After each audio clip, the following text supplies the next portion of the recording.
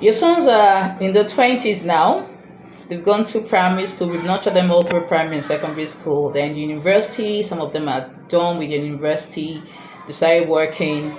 And the question will start popping up more regularly now. When I get you married? When I get you married? Are you not going to settle down and all that?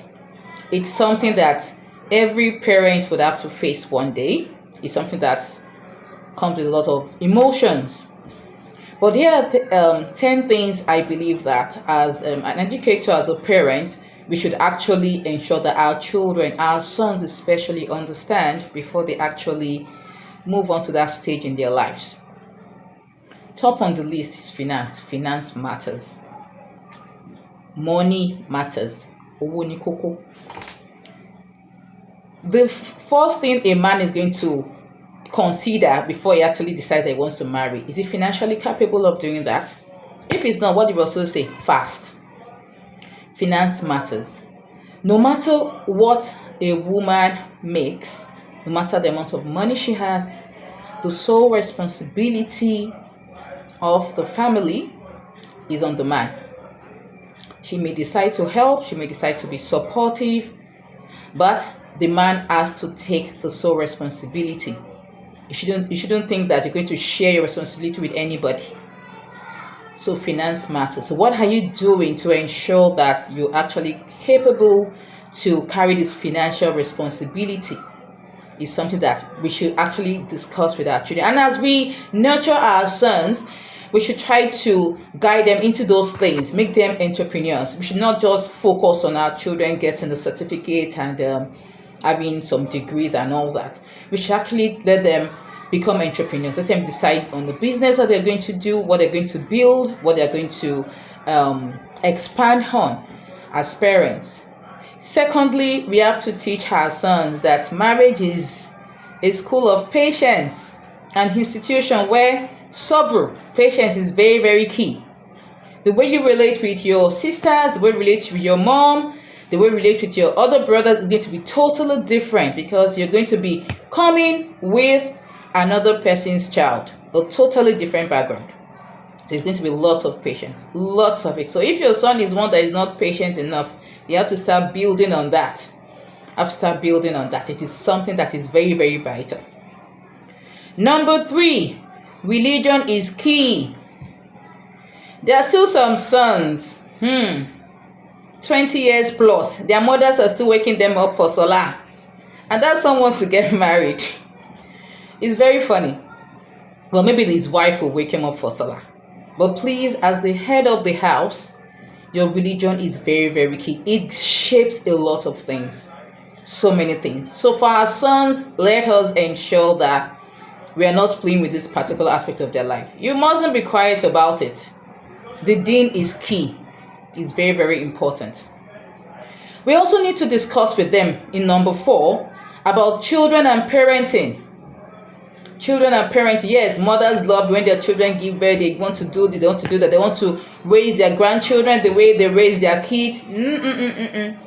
This is their problem. They're going to solve it on their own. So they need to actually know what they're getting into. Let them know. If they need to speak with practitioners in this field, they should do that. They need to understand that children, parenting, and this can come, and what are the things they need to be prepared for before they actually go into it. Number 5, communication. Communication. As a son, a man, a husband to be, you have to be able to listen to what your child wants, what your wife wants, what your wife needs, and aspiration. And you should also be able to communicate the same. What do you want in this marriage? What do you need? What are your aspirations? Do not just go into it in a blindfold. You have to communicate it. You have to be sure that the person you're actually planning to spend the rest of your life with is on the same line with you. You have to communicate it. You have to communicate what you want out of it. What are the things you need? What are the things you think are going to be required to ensure that everything goes on smoothly? And what are the things you hope for? You have to communicate effectively. We have to be able to resolve conflicts. Conflicts will also come. Oh, I can't remember how many times I bit my tongue last week. There will be lots of conflict, and we need to be able to resolve it. The way you resolve conflict with your buddies will be different. The way you resolve conflict with your siblings will be different. The way you resolve conflict with your parents will be different. The way you're going to resolve conflict with your spouse will be totally different. So we need to learn so many things.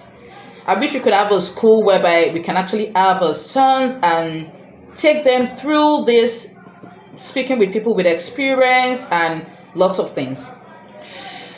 You need to, number 6, learn to cook and clean. You need to learn to cook and clean. At least your basic meals, you need to be able to cook. You need to be able to cook for your wife when the need demands. You need to be able to clean after yourself.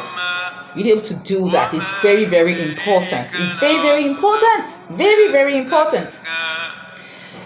You need to be respectful. You have to respect. You have to respect people. And for every mother watching me, every father, look at how your child treats other people, especially females. If he doesn't treat them with respect, then there's a big trouble. There's something really bad going on. So he has to be really respectful. How is he treating his siblings? How is he treating his close relatives? How is he treating his neighbors, his colleagues, his friends? It's very, very important. Number 9, we need to love. Love is very important. You need to be able to put other people first. You have to be able to put your family first. So if you're planning on getting married in the next 5 years, whether it's 10 years, you need to learn how to sacrifice, how to put other people first, how to love other people. How to love other people, how to sacrifice for them, how to make compromise and things like that. And finally, you need to be a trustworthy person. You need to be someone that sticks to your words. If you make a promise, stick to your promise. If you say you're going to do something, try to do it. If you're unable to do it, communicate it. You don't just think that you can just do and undo as you like. You need to be trustworthy. You have to build a relationship whereby there's a lot of trust, a lot of commitment, a lot of understanding.